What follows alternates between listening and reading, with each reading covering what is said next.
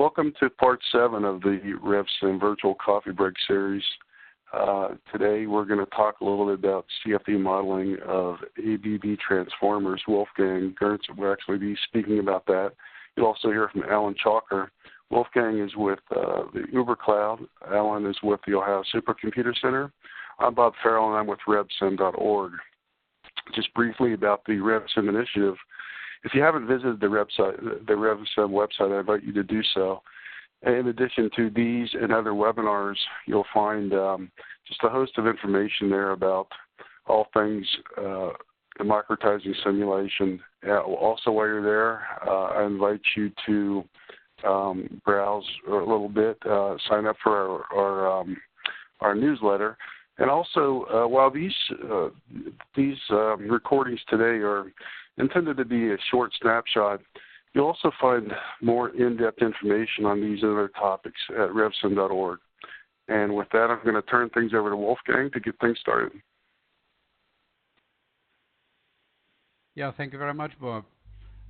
So this ABB use case is about a dry-type transformer, which has growing applications in the transform market because the technology is non-flammable, safer, and environmentally friendly.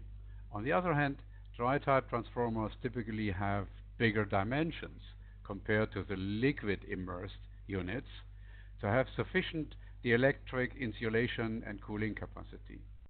Therefore, to manage to design dry-type transformers with smaller size in order to lower the material cost while still satisfying dielectric and thermal performance is one of the high priority tasks of a transformer manufacturer. So let's go to the next page. Thank you. So this specific case study then used open foam, computation fluid dynamics, open source engineering application code, and the overall workload of the ABB engineer has been packaged in an Uber Cloud high-performance computing container, accessible via browser and login password within a second. So the first simulation was then on the user's 6-core workstation, and it took about 80 minutes to perform. And you see in the right upper picture 2 geometries. So one is a larger one, the other one is a smaller one, just to compare with. And you see they run about the same time, but what you also see is that in the cloud with 8 compute nodes and 128 cores, you achieved about a factor of 10 and even more when you look closer.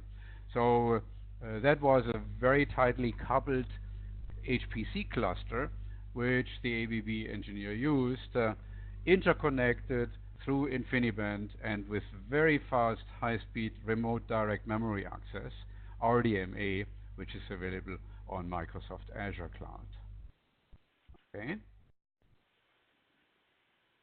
Yes, and here is a very nice quote from Dr. Wai Wu, who ran this project, a senior R&D designer at ABB, saying cloud computing techniques extend our potential to design and develop better products. By utilizing cloud resources, our products can be optimized with a much faster pace. So what they are all also considering after this project was to do a whole design of experiments with a space of many different parameters. And that one ideally, which this case study was the start of, clearly can run in parallel. For every parameter, you use your own specific cluster. If you have 20 parameters, you use 20 clusters. Right? So the conclusion from the user is we showed that Azure-based cloud container solutions is a beneficial solution for open foam users who have the need to deliver their simulation results in a much faster time. And so the benefit is really what he says here: no investment needed in in-house HPC equipment, no expertise in addition how to handle cloud computing. Everything is pre-built and ready to use in the cloud. And there is a little download a link here where you can get access to the whole case study. Thank you very much. And now I hand it back over to Annan, I think. Thank you, Wolfgang.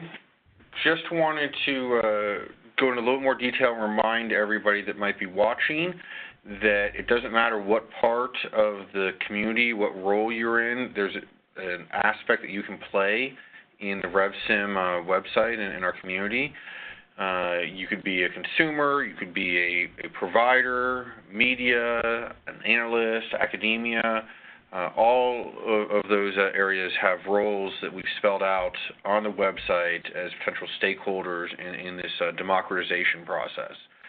And those of us that are really closely engaged, we are moderators, we're volunteers, there's a committee, sponsors.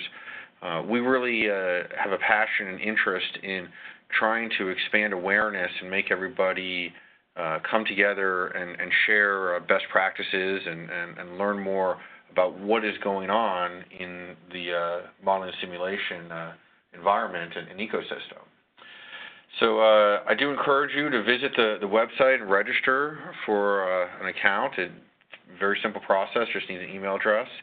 If you want more information about any of the case studies that Wolfgang or I have been covering in these virtual coffee breaks, they are available at either the ubercloud.com website or at OSC. And with that, on behalf of Bob, Wolfgang, and myself, thank you for listening, and please stay tuned for additional ones of these virtual coffee breaks in the near future.